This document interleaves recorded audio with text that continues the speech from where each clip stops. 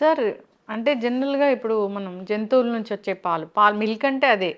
ఈ మధ్య ఆ పాలు కూడా మంచిగా అంటే స్టెరాయిడ్స్ ఇస్తారు అదంతా తెలిసిన కథే. ఆర్టిఫిషియల్ పాలు తయారు చేస్తారు, కెమికల్ బేస్డ్ పాలు తయారు చేస్తారు, ఆ కథ వేరే. కానీ అసలు ఆ జంతువుల నుంచి వచ్చే పాలే తాగకూడదు, అవి మన ఫుడ్ కాదంటున్నారేంటి? అదే అంటే ఇప్పుడు లాజికల్గా తీసుకుంటే ఏనుగు బెటర్ కనింది అనుకోండి, అది పుట్టేదే 200 కిలోలు పుడుతుంది, 150 కిలోలు. దాని పాలు అది 6 నెలల లోపల ఇంకో 200 కిలోలు 300 కిలోలు పెరుగుతుంది. ఆవైనా 20-30 కిలోలు పెరుగుతుంది. మనుషులు పెరిగేది 3 కిలోలు.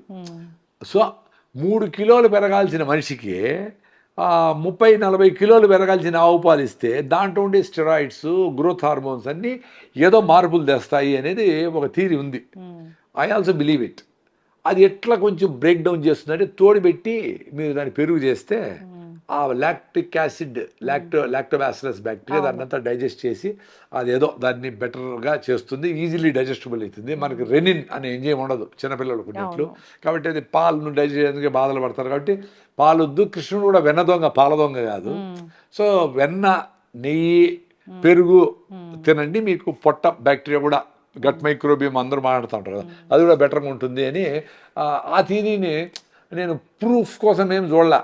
చెప్పినారు కాబట్టి పాలు ఆగిపోయిన. మా పొలంలో దేశీ ఆవులు బయట ఎండకు తిరిగిండేటివి, గడ్డి మాత్రం తిరిగిండేటివి, నో కెమికల్స్.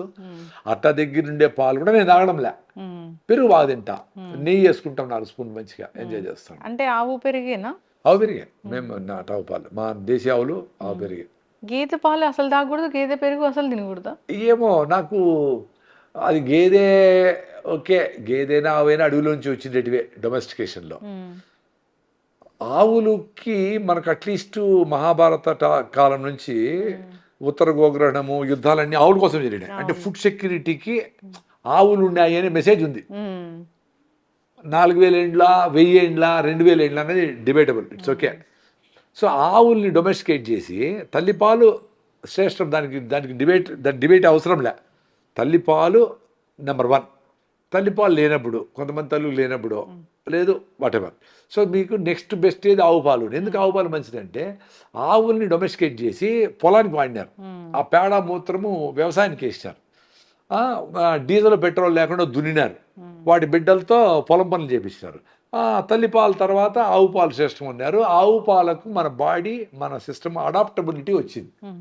అంటే మనము ఫోర్స్ఫుల్గా మీరు చిన్నగా చేస్తూ ఉంటే అలవాటు అయినట్లు, తినగా వేము తీయంగా నుండు. సో నువ్వు వేపలు వేస్తావు అంటే వేపలు చేదు అనిపిస్తుంది. ఫస్ట్ టైం కాకరకాయ చేదు అనిపిస్తుంది, ఆ కాకరకాయ రోజు తింటా ఉంటే చేదు ఎందుకు వస్తుంది. అట్లా ఆవు పాలతో చేసిన పెరుగు, మేగడ, వెన్న, నెయ్యి, వాటెవర్, అది you are use to it. అందుకని గేదె కంటే ఆవు బెటర్ ఏమో అని నాకు అనిపించింది. అందుకని మేము ఆవులు పెట్టుకున్నాం. అందులో రాయలసీమలో మాకు ఆవులు నీళ్ళు ఉండవు. గేదెలు ఉండాలంటే బాగా నీళ్ళు ఉండాలి. అవి మునగతాయి, తేలుతాయి, బురదలో దొరుకుతాయి ఎన్ని. సో అంత నీళ్ళు మాకు లేవు కాబట్టి మాకు ఆవులు బెటర్ అని ఆవులు పెట్టుకున్నాము. అవి కూడా ఇప్పుడు హెచ్ఎఫ్ ఆవులు, హైబ్రిడ్ ఆవులు అయిపోయినాయి. దేశీ ఆవులు లేవు. దేశీ ఆవులు ఎందుకు? అవి దేశంలో మనతో పాటు ఉన్నాయి. అందుకని ఇప్పుడు సీతాఫలంకాయ ఎందుకు, మామిడి పండు ఎందుకు, అల్లనేడు ఎందుకు, రేగు ఎందుకు, సపోటా ఎందుకు, జామ ఎందుకు, అవి ఉన్నాయి మీతో పాటు. ఇప్పుడు ఏదో కివీ ఫ్రూటు, డ్రాగన్ ఫ్రూటు, ఇంకేందో ఫ్రూటు, అవి మంచిదే ఉండొచ్చు. But who tested? వై? నీకు ఇన్ని సీజన్లో ఇక్కడ పండే ఫ్రూట్స్ వండుకొని ఇంపోర్ట్ చేసి పియర్స్ అంట, ఇదంట, అదంట అని 200-300 పెట్టి ఎందుకు కొనేది? 50 రూపాయలు జామకాయలు వచ్చాయి, మంచిగా తినండి, సూపర్. ప్రతి ఒక్కరు జామ చెట్టు వేసుకోండి ఇంట్లో, దాన్ని కాపాడండి. జామకాయలు తింటే మీ ఆరోగ్యం సూపర్. సాయంత్రం జామకాయలే మీ ఫుడ్ రోజు. అన్ని గుళ్ళో పెడతారు కదా, బఠానీలు, శనగలు, ఆ 2 తినేస్తే చాలు, ఆటోమేటిక్ హెల్త్ బాగా అవుతుంది. మేమేం కష్టపడ్డంలే. మీరందరూ అనుకుంటారు అబ్బా వీడు ఏమేమో చేసి కసరత్తు, ఏమి చేయము. ఆ స్పెషల్ ఫుడ్ మనం ఎట్లా తయారు చేసుకోవాలని ఆలోచిస్తూ ఉంటారు. స్పెషల్ ఫుడ్డేలే. నువ్వులు బెల్లం 2 రోజులు, పల్లీలు బెల్లం 2 రోజులు, కొబ్బరి బెల్లం 2 రోజులు. ఏముందబ్బా దీంట్లో స్పెషల్? పచ్చి కొబ్బరి పెట్టి మొక్కలో ఇంత మొక్కలు పెట్టేసి బెల్లం మొక్కలు అక్కడ పెట్టింటావు. పిల్లలు బ్రేక్ఫాస్ట్ తర్వాత ఏదో పెట్టండి, బ్రేక్ఫాస్ట్ మీ ఇష్టం. అది బెల్లం మొక్కలు నోట్లో వేసుకొని మీకు లడ్డు చేస్తే సరే, లడ్డు చేసే టైంలే. ఆ నువ్వులు నోట్లో వేసుకొని బెల్లం మొక్క నోట్లో వేసుకుంటే లడ్డు లోపలే తయారవుతుంది. లడ్డు చేసే టైం లేదు కదా. అసలు బెల్లము అది కూడా మొత్తము సున్నం వేస్తున్నారు, కెమికల్ వేస్తున్నారు నిల్వ ఉండడానికి అంటున్నారు. తెల్లగా అయ్యేదానికి హైడ్రోస్ అని రాబిన్ బ్లూ అని బూరా చక్కెర అని చేస్తారు నార్త్ ఇండియాలో. బూరా చక్కెర అంటే పొడి పొడిగా ఉంటుంది, అది బూందీలో కలుపుతారంట. అది చేసి దానికి రుద్ది ఆ మసాలా అంటారు వాటిని, ఏదో పెట్టుకుంటారు కెమికల్స్, నేను చూసిన. అవన్నీ వేసేది వెరీ డేంజరస్. ప్లస్ మనం కూడా హైడ్రోస్ అని వేస్తారు తెల్లగా అయ్యేదానికి, వాటెవర్, అవన్నీ డేంజరస్. ముద్ద అయ్యేదానికి నార్మల్గా మన పెద్దోళ్ళు దీంట్లో ఒక్కాకు దంచే దాంట్లో చిన్న డబ్బీ దంచేది, చిన్న డబ్బీలో సున్నం పెట్టుకునేవాడు, న్యాచురల్ లైమ్. అది సూపర్ కాల్షియం, అది న్యాచురల్ కాల్షియం, మన టాబ్లెట్లు అవసరం లేదు. సో ఆ సున్నము వేయాల్సి ఎంత మినిమం వేస్తే ముద్ద వస్తుంది, కొన్ని దగ్గర సాగిపోతుంది బెల్లం. దాన్ని న్యూట్రలైజ్ చేసేదానికి, ఆల్కలైన్ చేసేదానికి సున్నము మినిమం వేస్తే no problem, that is even good. అది తప్ప ఇంకేమి వేసినా డేంజర్. మంచి బెల్లం కలర్ అంటే ఎట్లా ఉంటుంది? అది ఒకే కలర్ అని కాదు. ఇప్పుడు అనకాపల్లిలో తెల్లగా వస్తుంది, అనకాపల్లి బెల్లం ఫేమస్ అని. మాకు ఇక్కడ అరగొండ బెల్లం ఫేమస్, చిత్తూరు జిల్లా అరగొండ అని ఉంది, అది ఫేమస్ అని. ఇప్పుడు అరగొండలో బెల్లమే లేదు. సో అరగొండ బెల్లం తెల్లగా ఉంటుంది కాబట్టి అదే ఫేమస్ ఏమో అనుకుంటాం. బెల్లం నల్లగున్నా, ఎర్రగున్నా, తెల్లగున్నా న్యాచురల్గా ఆ సాయిల్ని బట్టి, క్లైమేట్ని బట్టి, వెరైటీని బట్టి, చేసే విధానాన్ని బట్టి కూడా కొద్దిగా అది ఏదో కలర్ వస్తుంది. కలర్ ఎందుకు చూడాలా అంటే తెలియట్లేదు కదా ఏది మంచిది ఏది చెడ్డది అనేది. అందుకే కెమికల్స్ లేనిది ఏ కలర్ అయినా మంచిదే. ఆర్గానిక్గా పండించిన చెరుకు, యూరియా డిఏపి కూడా పండించిన చెరుకు నుంచి తీసిన రసం నుంచి చేసిన బెల్లం ఏదైనా మంచిదే. అది కలర్తో డిఫైన్ చేయలేము.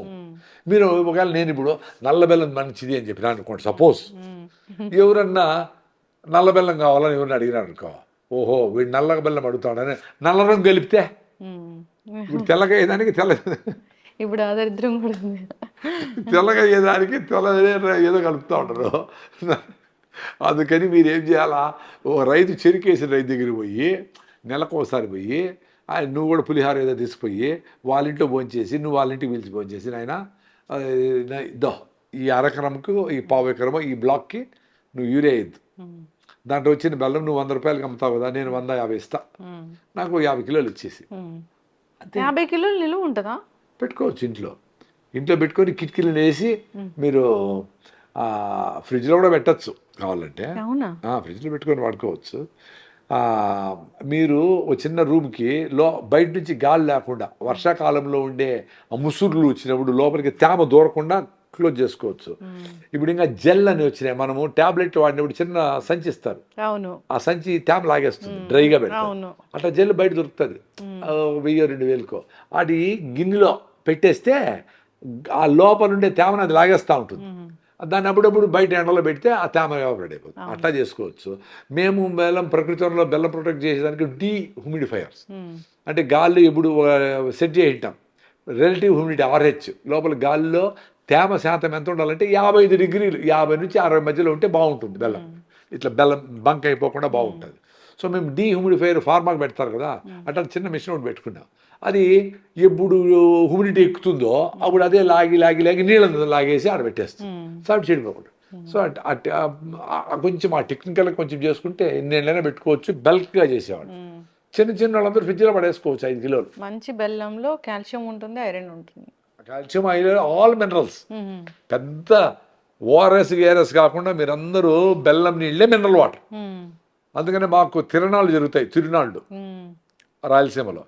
తిరునాళ్ళకు రే పుణ్యం వస్తుంది అని పానకం బండ్లు కడతారు. పానకం బండ్లు, ఎద్దుల బండ్లో బెల్లం వేసి నీళ్లు ఫుల్గా పెట్టేసి దాంట్లో ఏమైనా జీలకర్ర కొంచెం ఏమైనా వేస్తారేమో, వేసేసి పానకం పెట్టింటారు. అక్కడ వచ్చిన వాళ్ళు పిల్లోళ్ళందరూ తిరణాలంటే ఎగురుతారు, దూకుతారు, ఆడతారు, అన్ని చేసి టైర్డ్ అయిపోయినప్పుడు పానకం బండి తిరిగిపోతారు, గ్లాస్ తాగేస్తారు, వెళ్ళిపోతారు.